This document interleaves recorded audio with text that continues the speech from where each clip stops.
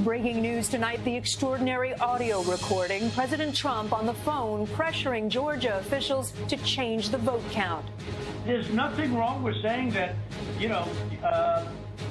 that you've recalculated. And pushing baseless conspiracy theories, the Biden team calling it an assault on democracy. I just want to find 11,780 votes. This as Tuesday's Georgia Senate races go down to the wire, the polls tighter than ever. Control of the Senate up for grabs. Both Trump and Biden campaign there tomorrow. Lines for vaccines growing longer. Another 1.5 million doses given, but 9 million still sitting on shelves. The new challenges and outrage from Americans desperate to get a shot. The FBI asking for help. What did the Nashville bomber mail to people before blowing up his RV? And will it reveal a motive? This is NBC Nightly News with Kate Snow. Good evening. Throughout the Trump presidency, we have often used the word unprecedented to describe his actions. And now, with just over 2 weeks remaining in his term, President Trump has made a truly unprecedented phone call. On Saturday, the president spent more than an hour trying to convince the Republican Secretary of State of Georgia to change the election results. Mr. Trump repeatedly cited unproven conspiracies and asked the Secretary of State to, quote, find the votes to overturn his loss. All of it coming as a dozen Senate Republicans prepare to challenge the election results this week. We begin tonight with Kelly O'Donnell. Inside a stunning new pressure campaign as President Trump tries to overturn his election defeat. I just want to find 11,780 votes. NBC News obtained the full audio from an hour-long Saturday phone call with the president, Trump advisors, and Georgia election officials. I think you have to say that you're going to re-examine it. Exerting the influence of the presidency, Mr. Trump leaned on Republican Secretary of State Brad Raffensperger to announce a reversal of certified Georgia results from Biden to Trump. And there's nothing wrong with saying that, that you've recalculated. Raffensperger refused. Well, Mr. President, the challenge that you have is the data you have is wrong. In another tense exchange, the president pushed a conspiracy theory that a voting machine company tampered with ballots, even suggesting state officials hid illegal activity. Now, do you think it's possible that they shredded ballots in Fulton County? Because that's what the rumor is. And also that Dominion took out machines. That Dominion is really moving fast to get rid of their machinery. Do you know anything about that? Georgia lawyer Ryan Germany shot that down. No, Dominion has not moved any machinery out of Fulton County. We're having. Well, but have they moved the inner parts of the machines and replaced them with other parts? No. You sure, Ryan? I'm sure. The president threatened that Georgia officials could face legal trouble themselves. You know what they did, and you're not reporting it. That's a criminal offense. That's a big risk to you and to Ryan, your lawyer. That's a big risk. Piling on partisan guilt. You should want to have an accurate election. And you're a Republican. We believe that we do have an accurate election. No, I know you don't. Tonight, a Biden senior advisor described the call as irrefutable proof of a president pressuring and threatening an official of his own party to get him to rescind a state's lawful, certified vote count and fabricate another in its place. And Kelly's with us. There's an update on the effort by some Republicans to challenge the election in Congress this week. Well, what we know is there are groups of Trump loyalists who do plan to stage their protest, and it might be a spectacle. But now we know they do not have enough numbers to overturn the result because enough Senate Republicans have publicly stated they will affirm Joe Biden as the next president. Kate? Kelly O'Donnell at the White House for us. Kelly, thank you. Administration officials today defended the vaccine rollout, pointing to an increase in vaccinations over the past few days. But there were more long lines and frustrated patients as the program expanded today. Sam Brock reports from Broward County, Florida. Tonight in Florida, a sea of cars stuck in standstill. Many of the passengers seniors, eyeing their first chance to get vaccinated. It'll all be worth it if we get our shots. If they close the doors, you're going to have a lot of very unhappy people if they don't get their shots. The gates close at 4, but vaccinations continue for everyone in line with an appointment, though the state has not yet confirmed that. Hundreds waiting in Broward County, the line stretching around corners and underneath bridges. You're okay with waiting in hours-long lines right now to get the vaccine? What else are we going to do? It's COVID. We're sitting at home not doing too much. So. Yeah. Booking appointments is a requirement, though not everyone was successful. We live in Delray Beach, and the website is down, so there is no option there. Now in Broward it's also down. The vaccine site coming on and offline all day as confusion reigns supreme. Those in line say the stakes couldn't be higher. What would getting a vaccine today mean to you? Oh, everything. I'm compromised. And if I ever get through COVID, I'll probably die. The CDC updated its vaccination picture Sunday. The agency now reports more than 4 million people have received shots, still well below projections, though Dr. Anthony Fauci remains encouraged. The goal of vaccinating 100 million people in the first 100 days is a realistic goal. We can do 1 million people per day. Dr. Fauci said in the first 3 days of the new year, 1.5 million people have been vaccinated, or about 500,000 a day. Houston just opening its first clinic Saturday. I'm a cancer patient myself, and I've been truly blessed to get it. The city's mayor announcing more than 1,000 people vaccinated that first day.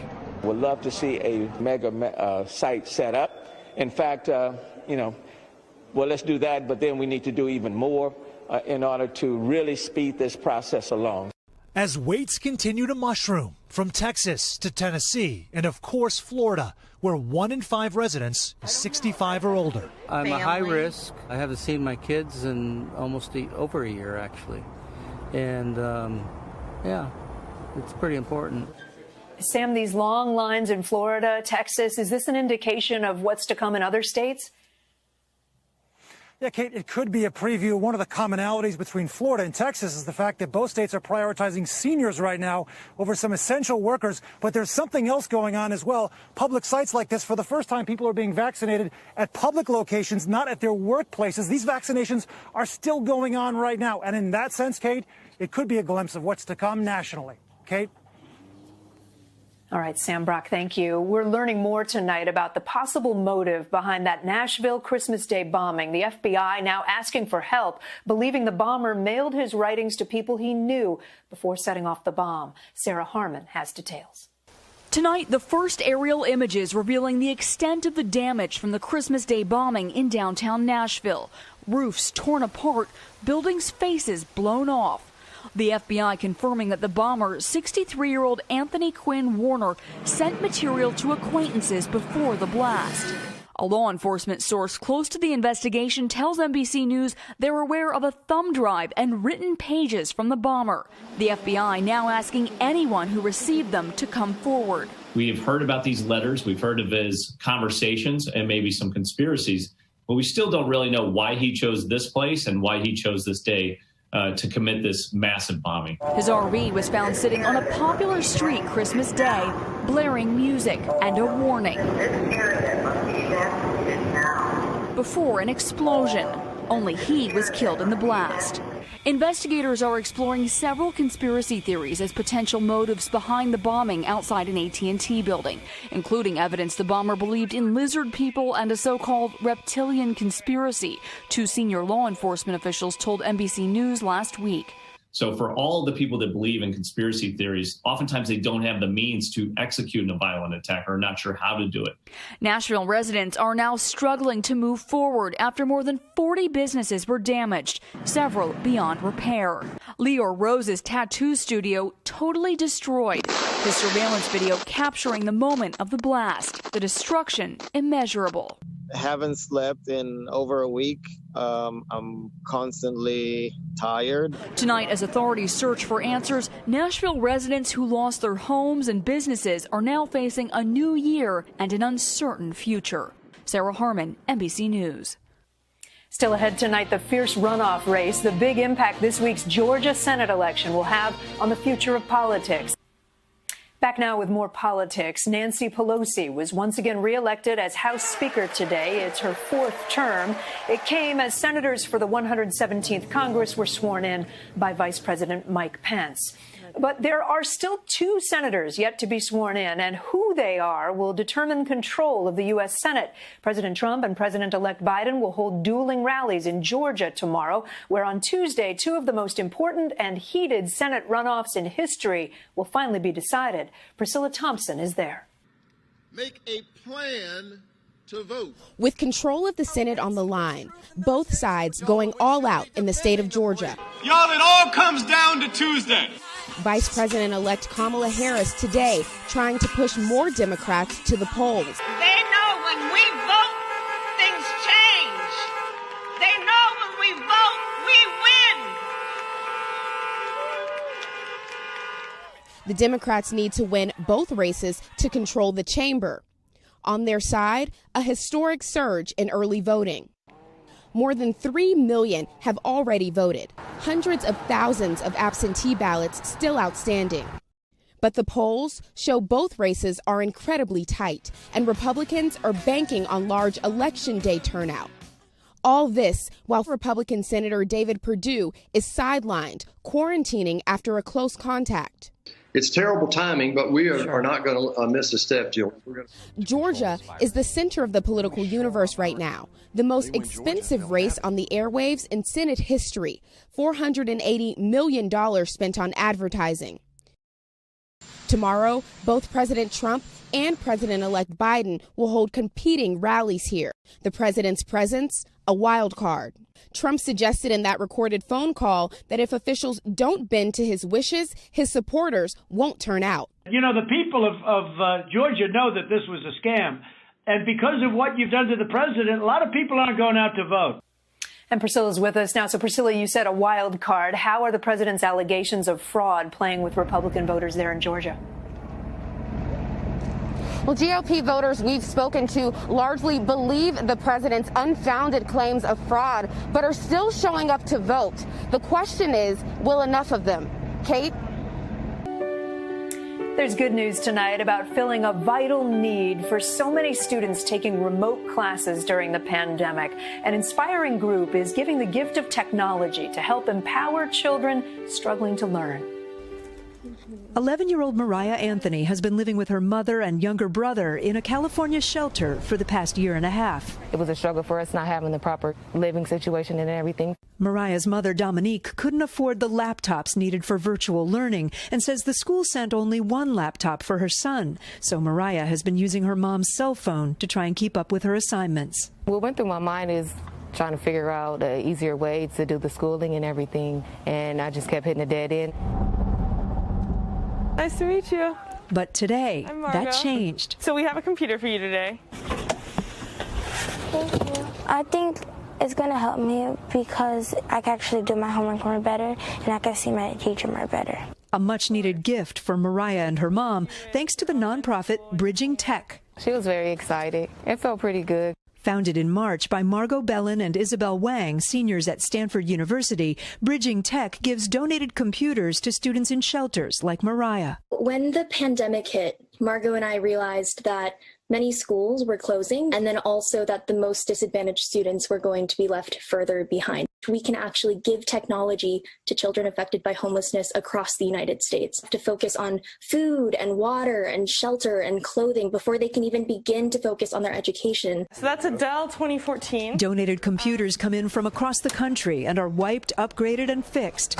There's been such a positive response that Bridging Tech expanded out of the Bay Area and has now given away over 600 computers nationwide. I want people to recognize that their role as a community member is super important to all nonprofits' work. Thank you so much. Your old computer sitting in your garage can totally transform the course of one student's academic year. You'll memorize the Wi-Fi password. Helping families who need it now more than ever.